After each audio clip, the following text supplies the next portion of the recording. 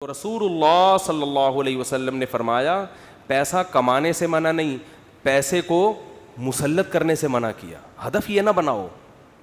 دیکھو پرندہ یہ نہیں کرتا کہ اللہ پہ توکل کرے تو اب گھونسلے میں ہی دھرنا مار کے بیٹھ گیا، میں نے صبح جانا ہی نہیں ہے. یہ کوے جتنے ہیں نا یہ وہیں بیٹھ گئے، لیاری میں بیٹھ گئے اور سرجانی ٹاؤن میں بیٹھ گئے کہ چھوڑو یار اللہ پہ توکل کرنا ہے، رزق خود بخود یہیں آئے گا.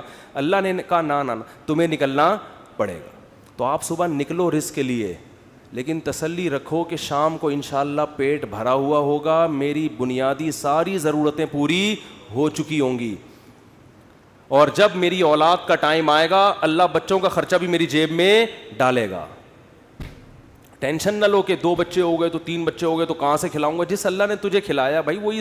دیکھو ماں کی چھاتیوں میں دودھ پہلے پیدا ہوتا ہے، بچہ بعد میں پیدا ہوتا ہے، یہ بتانے کے لیے کہ اس کا پیدا کرنے والا اس کے رزق سے غافل نہیں ہے.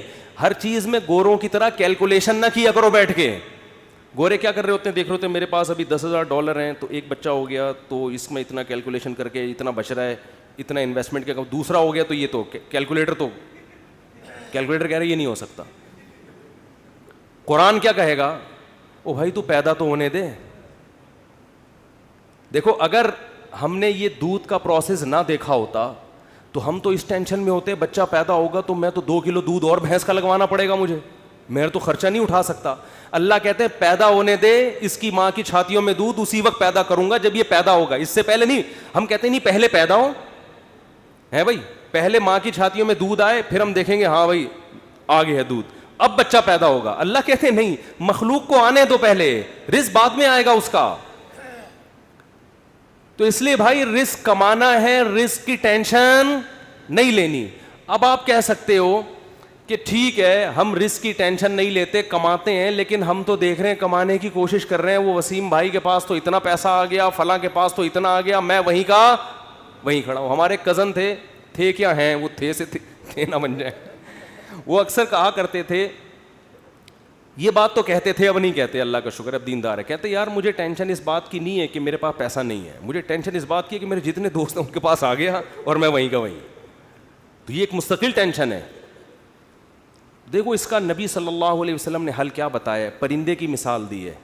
پرندہ کمپٹیشن میں کبھی بھی نہیں آتا، سمجھ رہے ہیں. پرندہ یہ نہیں کرتا کہ وہ والے چڑیا نے وہاں جگہ اس لوکیشن پہ گھونسلہ بنایا بحریہ ٹاؤن کے قریب اور میں لیاری ندی کے اوپر گھونسلہ، نہ. پرندہ کہتے ہیں میرے لیے، میرے بچوں کی حفاظت کے لیے مجھے گھونسلہ چاہیے، لوکیشن کو وہ زیادہ اہمیت نہیں دیتا.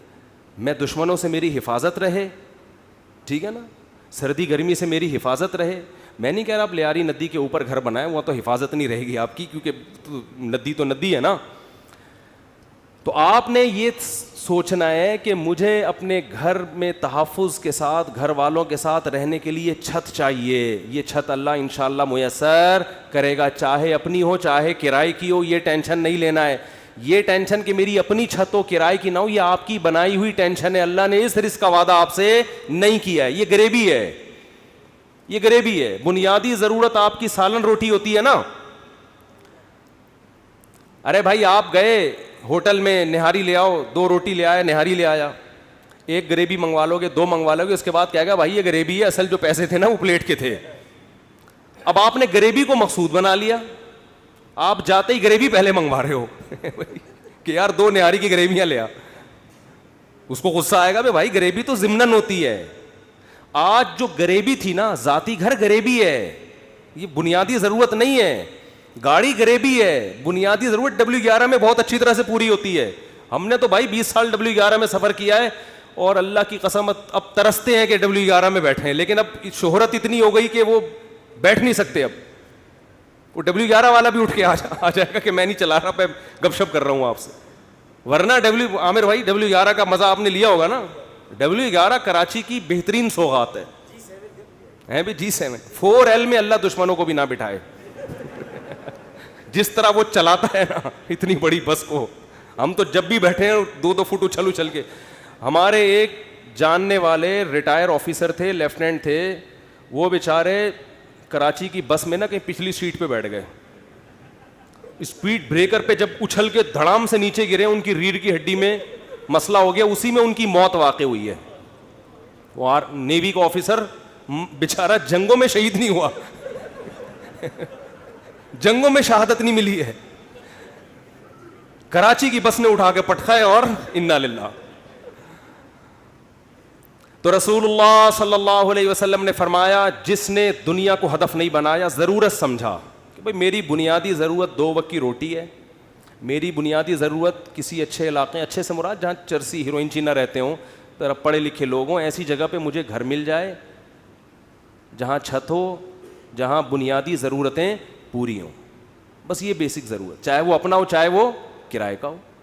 اور نبی نے فرمایا کہ جس شخص کو 2 وقت کی روٹی مل گئی, پیٹ بھر کے سر چھپانے کی جگہ مل گئی, اور جسم کسی بڑی بیماری سے محفوظ تھا اس کا, اور ویسے بتاؤں جب یہ لائف اسٹائل ہوگا نا تو جسم بڑی بیماری سے محفوظ ہی ہوتا ہے عام طور پہ, جسم کسی بڑی بیماری سے محفوظ تھا تو آپ صلی اللہ علیہ وسلم نے فرمایا یہ ایسا ہے گویا پوری دنیا کی دولت سمیٹ کے اللہ نے اس کے قدموں میں رکھ دی ہو. اب اگر یہ ٹینشن لے رہا ہے نا بحریہ ٹاؤن کی اور ڈیفنس کی اور DHA کی وہ اسکیم میں نے تو یہ گریوی کی ٹینشن ہے, یہ دل میں دنیا کی محبت کی علامت ہے. ایسے شخص کو رسول اللہ صلی اللہ علیہ وسلم نے وعید سنائی کہ یہ مالدار بن تو سکتا ہے مگر اس کے سامنے فقر کا پھندا ایسے لٹکا رہے گا جیسے ایک زندہ آدمی کے سامنے پھانسی کا پھندا, موت کا پھندا لٹک رہا ہوتا